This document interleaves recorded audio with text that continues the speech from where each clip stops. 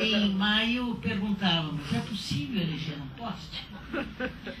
Que é uma pergunta jornalística, típica, com relação ao presidente Lula, naquela época com uma alta popularidade, e próxima à eleição a popularidade do Lula aumenta ainda mais, então nessa época era até menor, mas enfim, tanto o governador de cada estado, aí tem os governadores atuais, eles foram misturados, evidentemente, a amostra é nacional.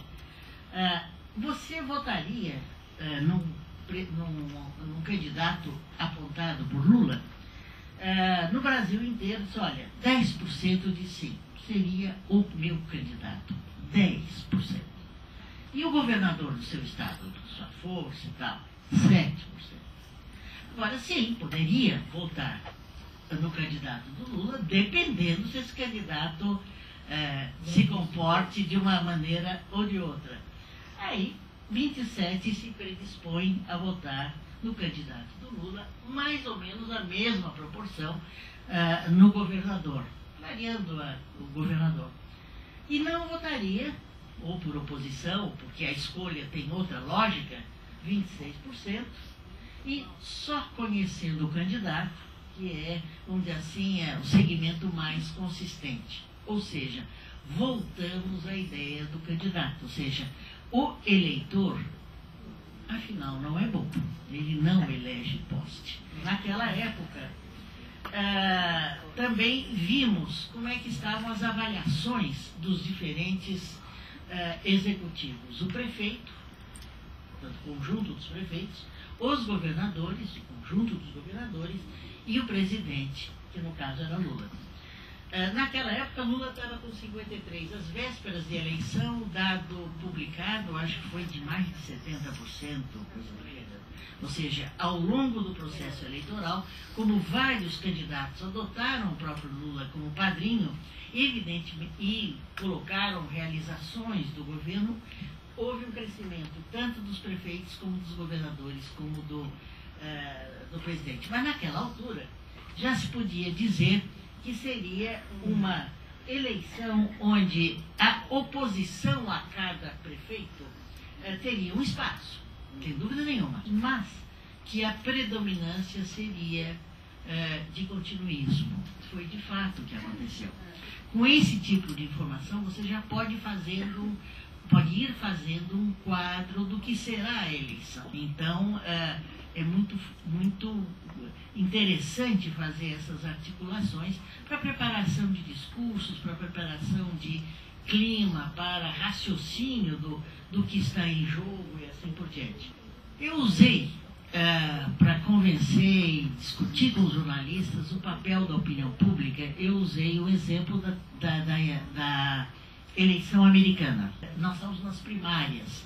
Era a época que Hillary competia com Obama e McCain com McBee. Em cima, as pesquisas mostram o embate entre Hillary e Obama entre os democratas, ou seja, entre os partidários, porque é primária, quem decide são os eleitores de cada partido.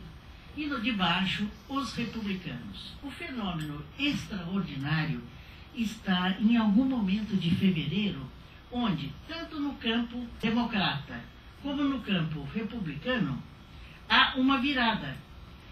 McCain passa McBee e Obama passa Hillary. No mesmo instante. São campos políticos completamente diferentes. Portanto, se dá uma virada no campo de opinião pública, provavelmente alguma coisa acumulativa com relação à crise do Iraque, ou a preço de petróleo, alguma coisa eu mesma não sei, eu não fui a fundo, mas o que eu queria ressaltar aqui é que não é uma relação de um candidato com outro apenas. Os dois candidatos, nos dois partidos, trocaram de posição. O eleitorado dos dois partidos, usando um linguajar um pouco mais simplificado, o eleitorado foi para a esquerda. Então, quero discutir a eleição americana. Eu quero discutir com vocês a questão de existe uma clima de opinião pública que, independente das diferentes campanhas, mudam a sociedade para um lado ou para o outro, numa visão prioritária de um tema ou de outro.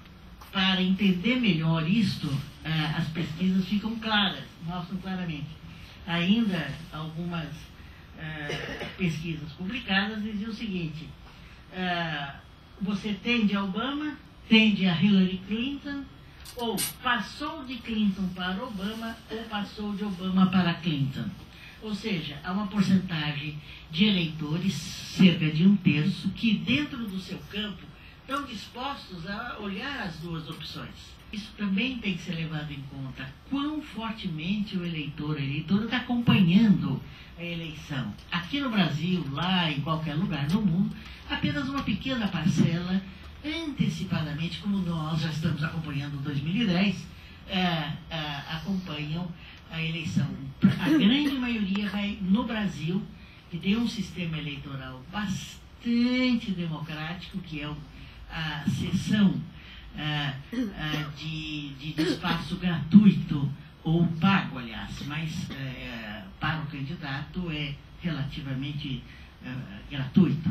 O sistema de comunicação eleitoral brasileiro tem podido eleger e propor correntes, e não sei se, por exemplo, Lula seria eleito sem este sistema de comunicação gratuita aqui do Brasil.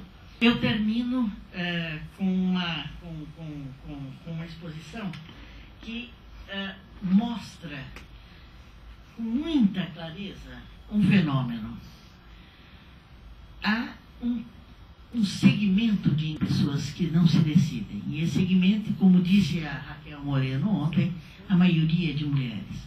Então, pegando a eleição de 2006, que foi o embate entre Alckmin e Lula.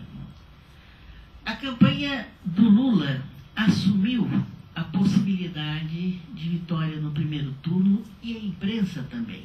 A mídia inteira, achando que Lula ganhou no primeiro turno. Eu abro os meus artigos dizendo o seguinte: há uma luz de segundo turno no fim do túnel. A luz de segundo turno no fim do túnel. Esse é o título do meu primeiro artigo.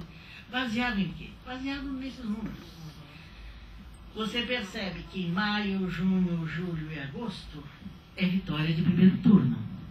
Mas com uma parcela muito grande de indecisos. Mas eu chamo a atenção para os últimos momentos. Então, aos candidatos, as pessoas de partido, etc., não desqualifiquem este período. Este período é essencial.